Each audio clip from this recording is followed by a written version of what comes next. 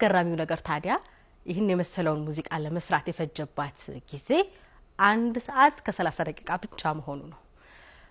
የጂጂ የቀድሞ ማኔጀርና ጓደኛዋ እንዲሁም ቤዝ ጊታሪስት ቶማስ ጎበናን ፕሮፌሰር ኃይሌ ገሪማ አድዋ የተሰኘ ፊልማቸውን አሜሪካ ላይ ሊያስመርቁ 1 ቀን ሲቀራቸው የቶማስን ባንድ ይከራያሉ።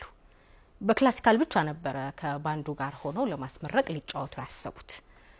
ከዚያ ፕሮፌሰር ኃይሌ ወደ ቶማስ ይመጡና እስቲ የፊልሙን ምርቃት የሚከፍት ዘፋኝ እንፈልግ፣ ቢቻል ሴት ኢትዮጵያዊት ትሆን ይሉታል።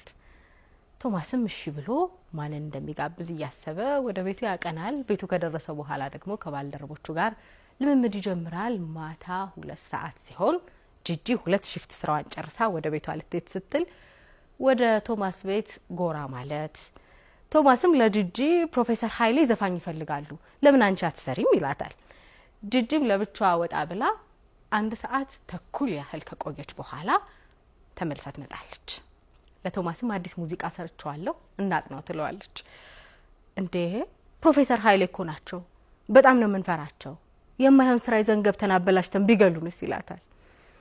ከዚያ ዝም ብለሽ እማማ ኢትዮጵያን ተጫወቺ፣ ሌላ አይሆንም ይላታል። ጂጂን ተስማማች።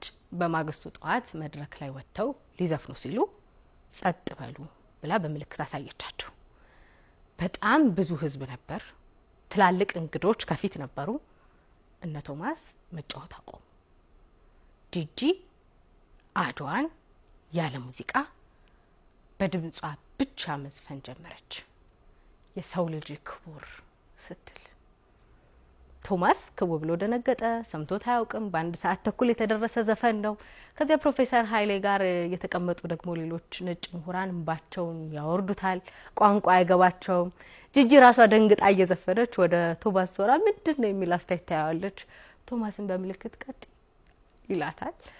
ዘፍና ስትጨርስ ቤቱ በአንድ እግሩ ቆመ።